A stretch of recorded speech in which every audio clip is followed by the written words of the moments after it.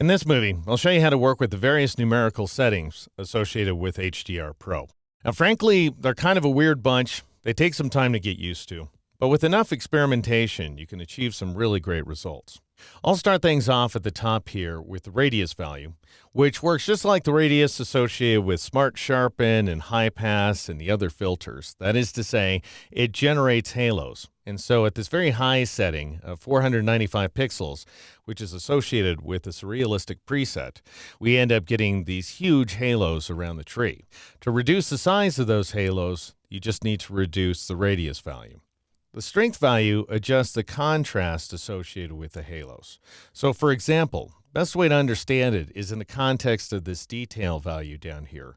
Notice if I reduce the detail value to just above 0, then we end up with a little bit of luminance detail inside the image. If I reduce that detail value to below 0, we end up with next to no luminance detail, in which case we're really just seeing the color values inside the image. I'll go ahead and crank that back up to say something around 100, for example. Compare that behavior to the strength value, which rather than affecting luminance detail, affects the halos themselves. So notice if I crank that strength value all the way to its maximum, which is 4, then we're seeing these bright halos around the tree. If I reduce the strength value to something like 0.45, then I lose the halos around the edges. So typically the way that you want to work is you either crank up the strength value or the detail value, but not both. So if you're working with a low strength value, you can afford to crank up the detail value to something higher like so. Or if you're working with a low detail value, presumably something above 0% so that you have some luminance information inside the image. Now you can crank the strength value up to something higher and still achieve halfway decent effects. Now the exposure slider is pretty self-explanatory. If you want a brighter image, you crank it up. If you want a darker image, you go ahead and crank it down, like so. For purposes of this demonstration, I'll go ahead and reset it to 0. The gamma value is a little trickier. What's happening is if you reduce the gamma value to something below 1, you're reducing the contrast of the image.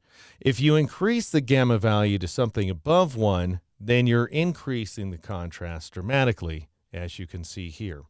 Under other situations, depending on how the other numerical values are set, then low gamma values may end up brightening the image, and high gamma values may end up darkening the image. So that's just something to bear in mind.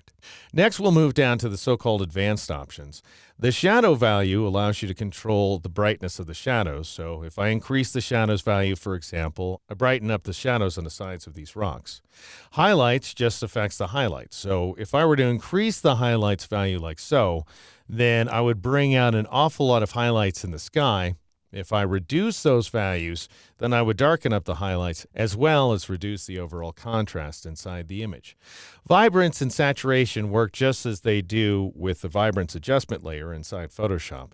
That is to say, you can increase the vibrance value to modify saturation levels on a selective basis inside the image. If you want to increase the overall saturation, then you would increase the saturation value instead. Finally, we have a couple of checkboxes in the form of remove ghosts and edge smoothness. I'm going to go ahead and zoom in on this tree once again.